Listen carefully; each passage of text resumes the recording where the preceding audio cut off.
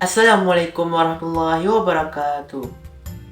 Alhamdulillahilladzi arsala rasulullah bil huda wa dinil haqq liyudhhirahu 'ala dini kullihi wa kafa billahi syadida.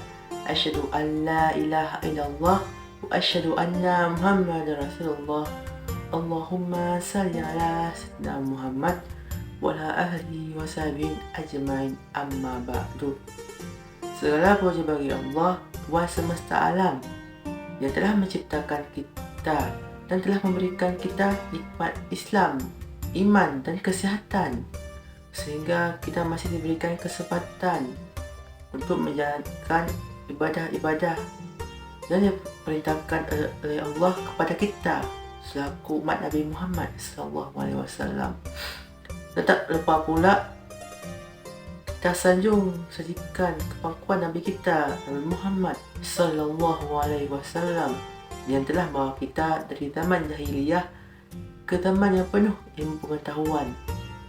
Tanpa perjuangan beliau, kita tak akan bisa merasakan nikmat Islam dan nikmat iman yang ada pada diri kita.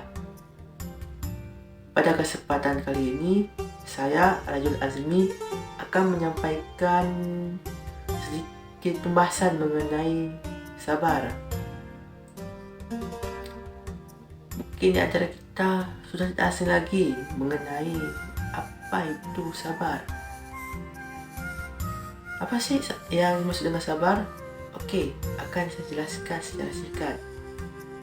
Sabar ialah kondisi ketika seorang mampu dan sanggup mengendalikan dirinya dari emosi, bisa mengendalikan diri dari hawa nafsu, dan bisa mengendalikan diri untuk berbuat hal-hal yang dilarang oleh Allah, yang dilarang Allah kepada kita selaku umat Nabi Muhammad SAW.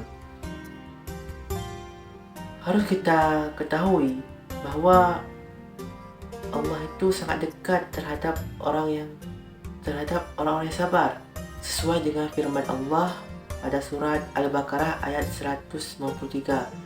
A'udzubillahi minasyaitonir rajim. Bismillahirrahmanirrahim. Innallaha ma'as-sabirin. Artinya, sesungguhnya Allah beserta orang-orang yang sabar. Jadi orang-orang yang sabar itu sangat dekat sekali dengan Allah itu. Jadi memang sabar itu bukan hal yang mudah untuk kita lakukan. Karena orang yang sabar itu dia harus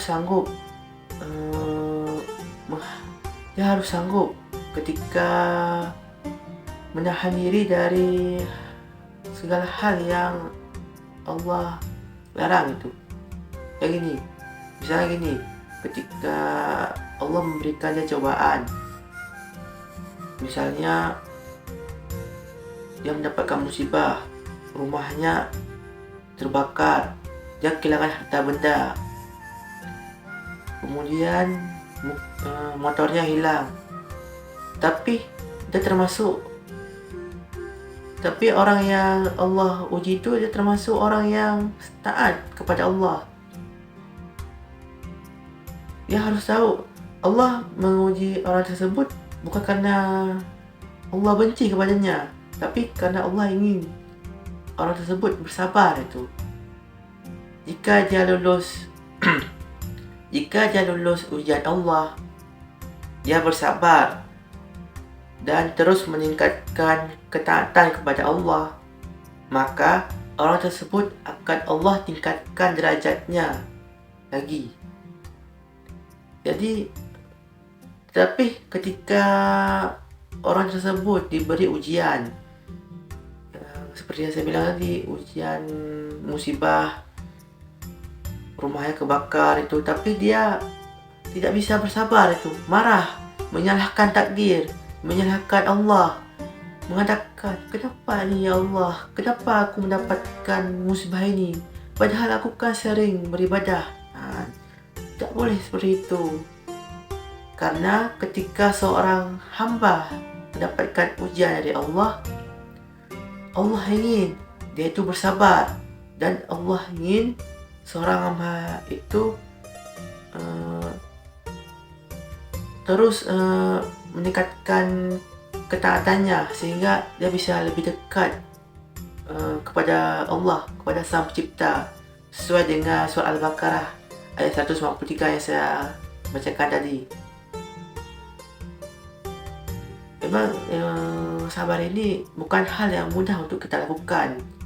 Kita memang bisa mengatakan untuk orang lain yang sedang terkena musibah tersebut, kawan, sabar, ini semua ujian. Bolehlah kita ucapkan itu pada orang lain. Tapi ketika kita yang mendapatkan ujian tersebut, apakah kita mampu untuk bersabar seperti yang kita ucapkan itu? Tentunya sebagian orang pasti akan gagal terhadap ujian tersebut.